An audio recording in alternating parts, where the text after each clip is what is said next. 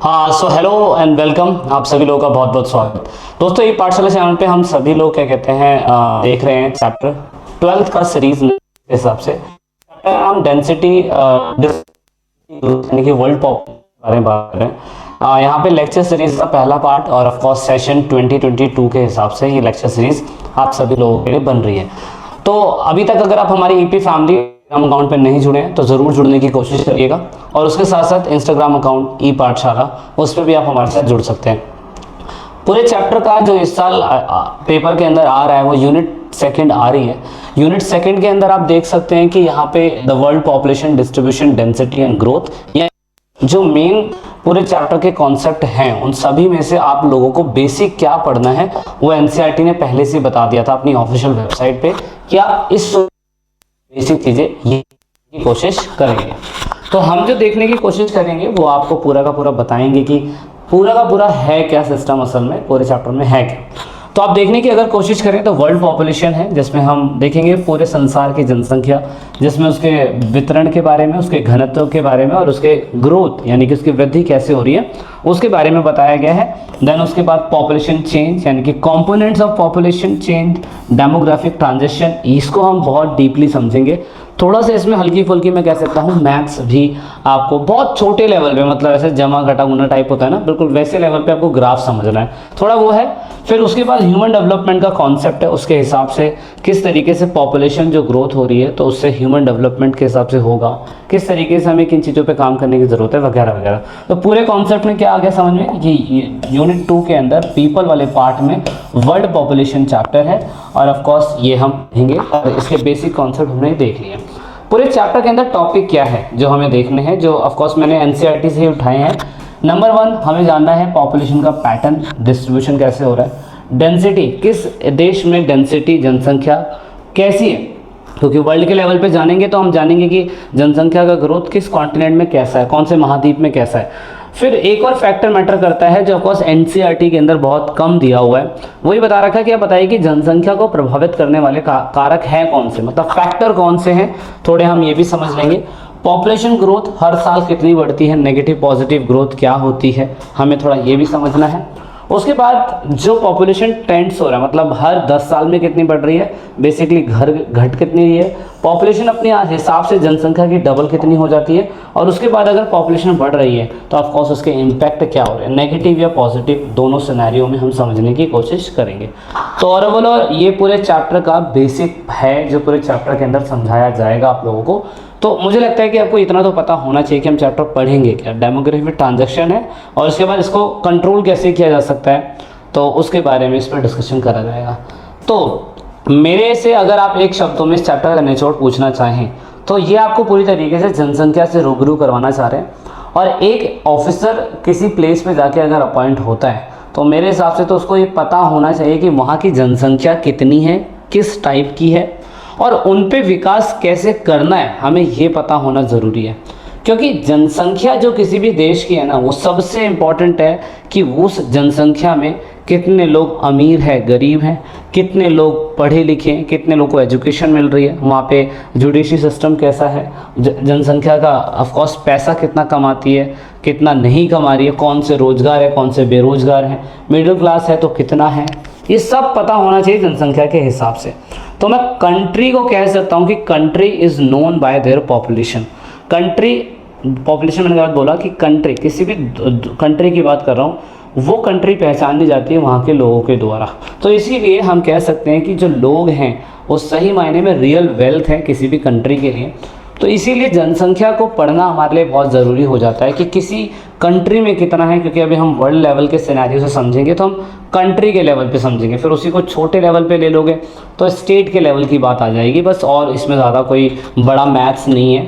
तो इसीलिए ये चैप्टर हमारे लिए ज़रूरी हो जाता है। तो इसीलिए सबसे पहले हम बेसिक पढ़ेंगे।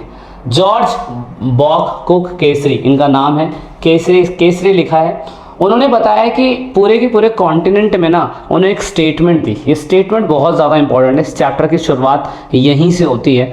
इन्होंने बताया कि एशिया में कई जगह ऐसी है जहाँ लोगों की संख्या बहुत कम है, और कुछ ऐसे स्थान हैं जहाँ बहुत सारे ही लोग रहते हैं। मतलब समझते स्टेटमेंट का मतलब पूरे एशिया के अंदर बहुत सारी कंट्री आ जाती है, मतलब इतना बड़ा एशिया, इतना बड़ा कॉन्टिनेंट है, उसमें पूरे एशिया के अंदर ना सभी जगह पे लोग रहते ही नहीं है, लेकिन कुछ ही ऐसी जगह है एशिया की जहाँ पे सभी लोग रहते हैं।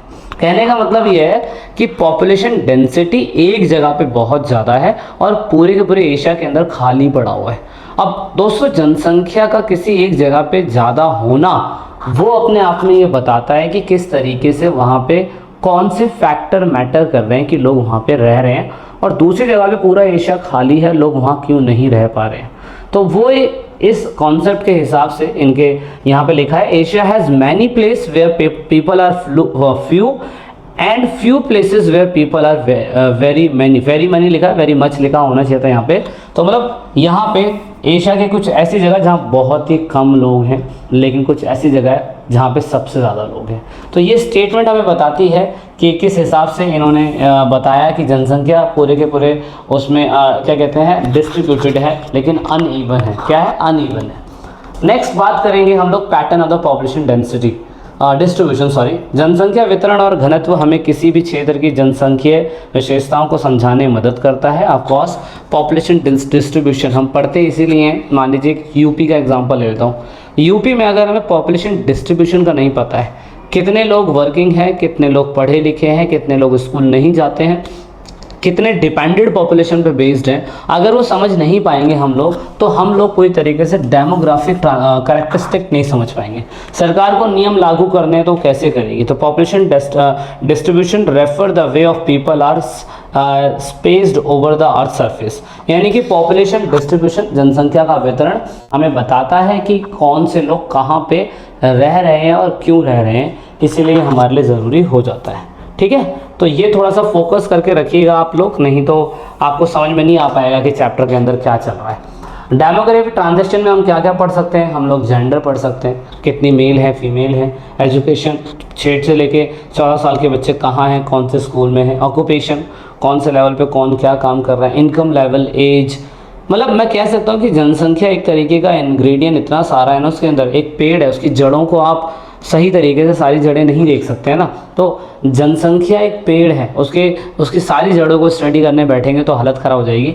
और इस चैप्टर में बताया भी नहीं कि आपको सारी जड़ें पढ़नी है, लेकिन इतना समझाया हुआ है कि आप जनसंख्या के डिस्ट्रीब्यूशन पैटर्न को पढ़ रहे हैं, अगर वितरण को पढ़ रहे हैं, तो आप इन चीज़ों से ज़रूर रूबरू होंगे। क्योंकि अगेन मैंने कहा जैसे कि सरकार को अपने लोगों के लिए पॉलिसीज़ चलाने की ज़रूरत पड़ती है। अब पॉलिसीज़ कैसे चलाएंगे? पॉलिसीज़ तो ऐसे चलाएंगे जब उन्हें पता चलेगा कि भाई कितनी जनसंख्या में कौन से लोग रह रहे हैं, और कितने वृद्धा हैं तो उन्हें जनधन योजना देनी पड़ी, कितने जवान हैं तो उनके लिए जॉब सिक्योर करना, एक प्लेटफॉर्म देना वो ज़रूरी है ना, तो इसीलिए ये सारी चीज़ें हैं।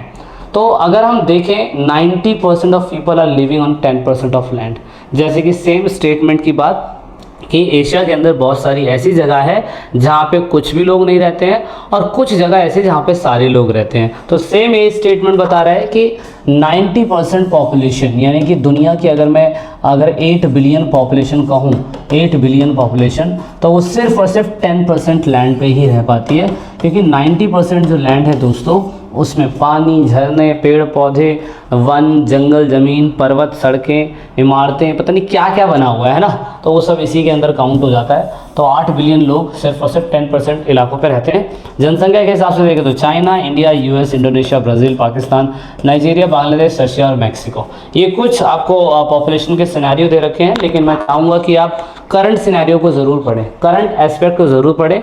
ये मैंने करंट निकाला हुआ है, 2020 का डेटा है। जनसंख्या के हिसाब से हम लोग अभी चाइना से पीछे हैं, इंडिया सेकंड नंबर पे है। 2040 तक दुनिया की सबसे पावरफुल कंट्री चाइना बन जाएगी, और दुनिया की सबसे ज़्यादा जनसंख्या वाला देश भारत बन जाएगा, ऐसा मुझे लगता है। डेंसिटी ऑफ पॉपुलेशन के बारे में अगर हम समझते हैं तो कैसे समझते हैं? डेंसिटी, तीसरा पार्ट है, डेंसिटी को मेजर करने के लिए फॉर्मूला होता है, टोटल जनसंख्या को टोटल एरिया से डिवाइड कर दिया जाए तो उस पर्टिकुलर प्लेस की डेंसिटी पता चल जाती है। क्योंकि हम लोग वर्ल्ड के सिनेरियो पे पढ़ रहे हैं, वर्ल्ड के लेवल पे पढ़ रहे हैं, तो आपको बताऊँ हाईएस्ट डेंसिटी जो है दोस्तों वो क्या कहते हैं, नॉर्थ ईस्ट, मतलब NE लिखा हुआ है, मैंने बेसिकली शायद से उसमें देखा नहीं है क्या है ये, USA, यूरोप, उसके बाद साउथ ईस्ट एशिया, ऐसे नॉर्थ ईस्ट की कंट्रियाँ, और उसके बाद यूएस की कंट्रियाँ, वहाँ पे आपको हर किलोमीटर पे 200 लोग मिल जाएंगे। ये आंकड़े आपको याद नहीं करने, लेकिन हाईली डेंसिटी वाले प्लेसेस ये हैं, लो डेंसिटी वाले जहाँ पे ऑफकोर्स एल्टीट्यूड लो एल्टीट्यूड है, मतलब जहाँ पे बहुत बर्फ़ जमती है, जहाँ पे बिल्कुल पानी पानी है, तो ऑफकोर्स वहाँ पे लोग नहीं रहेंगे। लेकिन जहाँ पे आप व्यवस्थाएं अच्छी कर देंगे तो वहाँ पे लोग रह सकते हैं। तो ये थोड़ा सा डेटा है, इतना डेटा आपको घुसना नहीं है मीडियम वाले प्लेस कितने हैं। लेकिन हमें इतना जानना है कि अगर वर्ल्ड पॉपुलेशन हम लोग पढ़ रहे हैं तो वर्ल्ड पॉपुलेशन में डेंसिटी के हिसाब से कौन सा कॉन्टिनेंट सबसे ज़्यादा है। तो आप देख सकते हैं एशिया, एशिया में आपको हर 1 किलोमीटर पे, पूरी एशिया की सारी कंट्री को कह रहा हूँ, कैसे एशिया का टोटल क्षेत्रफल हमने देखा, और उसके बाद एशिया के अंदर जितनी भी कंट्रियाँ आती है उनकी टोटल पॉपुलेशन देखी, उनको डिवाइड करा, और डिवाइड करने के बाद जो रेंज निकल के आई है वो आई है कि इतने किलोमीटर के ऊपर इतने लोग हर किलोमीटर पे 146 लोग आपको मिल जाएंगे। मतलब एशिया में, फिर अफ्रीका में, और फिर यूरोप में। यूरोप में देख सकते हो 34 ही लोग हैं और अफ्रीका में 43 लोग हैं। हालांकि ये डेटा बदलता रहता है, ये डेटा आपकी टेक्स्ट बुक के अंदर है अपडेट, लेकिन अगर नहीं है तो ऑफकोर्स मैं रिकमेंड करूँगा कि आप विकीपीडिया पे देखिएगा तो आपको डेटा समझ जाएगा। हाँ, ये डेटा पेपरों के मकसद से ना, जो बच्चे पीसीएस की यूपीएससी की तैयारी करते हैं उनके लिए डेटा बहुत ही ज़्यादा ज़रूरी हो जाता है, तो उस पर ज़रूर फोकस करिएगा। अब दोस्तों ये वाला पार्ट जो है कि फैक्टर बताने हैं आपको कि जनसंख्या अगर कहीं पे ज़्यादा है और कहीं पे कम है तो वो फैक्टर है क्या। तो फैक्टर मैं चाहूँगा कि आप छोटा सा समझ लीजिए, फटाफट समझ लीजिए। उसमें कोई, हालांकि 6 मार्क्स का क्वेश्चन इसके ऊपर बनता है, लेकिन आपको फैक्टर यहाँ तक सीमित नहीं रखने। इन फ्यूचर आप तैयारी करते हैं एग्ज़ाम की तो फिर आपको आगे के लेवल पे भी सोचना पड़ेगा कि फैक्टर जनसंख्या को प्रभावित करने वाले और कौन से कारक हो सकते हैं, इसके अलावा भी हो सकते हैं। इसमें तो दे रखा है सिर्फ और सिर्फ 4 factor, geographical factor, economic factor, socio culture factor, ये 3 फैक्टर दे रखे हैं। लेकिन अगर आप डीपली में जाएँ तो बहुत सारे फैक्टर हो सकते हैं, लेकिन ऑफकोर्स हमें एनसीईआरटी के साथ समझना है, और 12th का बच्चा इतना ही समझ जाए तो बहुत है ना। सबसे पहला factor geographical factor. Geographical factor का मतलब होता है कि ज्योग्राफी मैटर करती है किसी भी स्थान के रहने के लिए। आप कहीं पे ज़मीन खरीदते हो तो ज़मीन खरीदने के लिए आप पानी देखोगे, सुविधा स्कूल की देखोगे, बस की सुविधा देखोगे, और दूसरा वहाँ पे टेक्नोलॉजी के हिसाब से, रोजगार के हिसाब से, ये सारी चीज़ें देखेंगे जब जाके आप कोई ज़मीन वहाँ पे कहीं पे भी परचेज करेंगे। तो सेम अगर कोई बंदा कहीं सेटल्ड होना चाहता है, कहीं रहना चाहता है, तो वो सबसे पहले पानी देखेगा, लैंडफॉर्म देखेगा, उसके बाद क्लाइमेट देखेगा, एंड देन उसके बाद आपकी मिट्टी देखेगा। क्यों देखेगा भाई? क्योंकि मान लीजिए कि पानी साफ सुथरा नहीं है, रह के क्या करेगा। लैंडफॉर्म बहुत ही पहाड़ी इलाका है, वहाँ रह के क्या करेगा।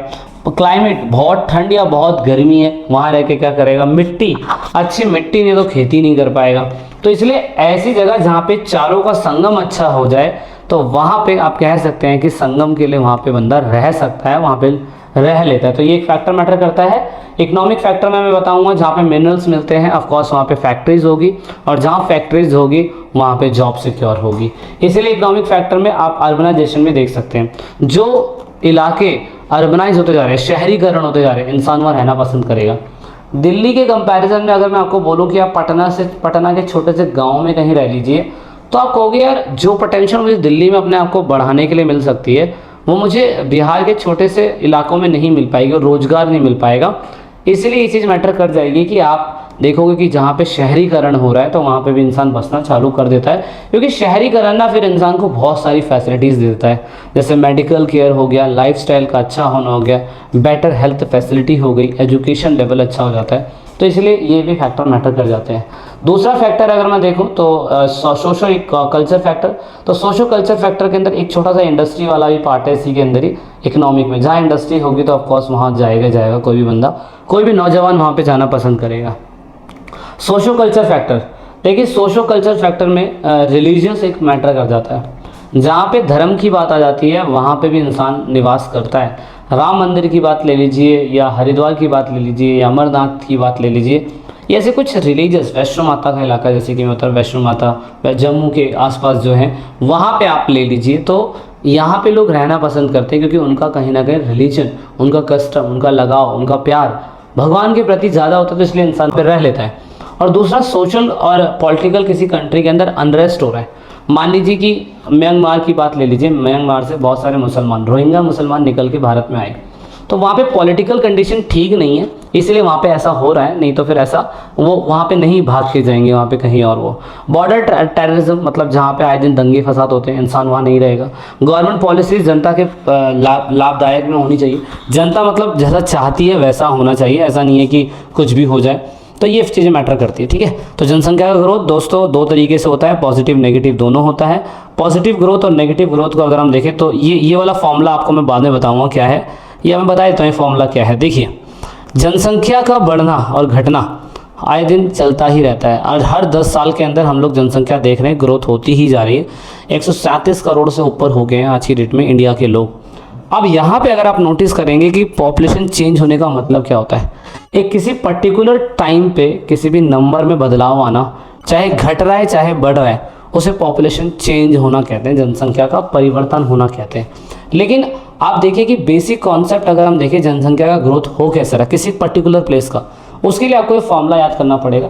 नेचुरल ग्रोथ रेट कैसे पता चलेगी? नेचुरल ग्रोथ रेट में जितने बच्चे पैदा हुए और जितने बच्चे मर गए, अगर हम उसमें से माइनस कर दें तो हमें नेचुरल ग्रोथ रेट समझ में आ जाएगी। जैसे एग्जांपल के लिए मान लीजिए कि 100 बच्चे पैदा हुए लेकिन 10 बच्चे मर गए, तो आप देखेंगे 90 बच्चे तो फिर भी बचे ना, तो ये नेचुरल है, ये बढ़ना ही है। मतलब जनसंख्या का बढ़ना हमेशा बढ़ना ही है, रुकेगा नहीं जनसंख्या का बढ़ना। तो ये कारण होता है, रुकेगा नहीं मतलब स्लो हो सकता है पर रुकेगा नहीं, हाँ सच में। दूसरा है एक्चुअल ग्रोथ रेट पता लगाना किसी पर्टिकुलर प्लेस की, तो उसके लिए क्या करना पड़ेगा? मान लीजिए कि यूपी है, यूपी पूरा का पूरा एक यूपी एक स्टेट है। अब इसका मुझे एक्चुअल बताना है कि एक्चुअली यूपी का ग्रोथ हुआ है या नहीं हुआ है, तो उसके लिए ये तो सिर्फ ये है कि हम एक नेचुरल बता रहे हैं कि यूपी में कितनी जनसंख्या बढ़ेगी, लेकिन एक्चुअल नहीं पता कर पाएंगे। एक्चुअल पता करने के लिए क्या है, डेथ रेट और बर्थ रेट दोनों को माइनस तो कर दिया, लेकिन दोस्तों कितने लोग यूपी में आए और कितने लोग यूपी में गए उसको भी हमें प्लस माइनस करना पड़ता है, जब जाके हमें एग्जैक्टली पता चल पाता है कि यूपी की जनसंख्या कितनी है।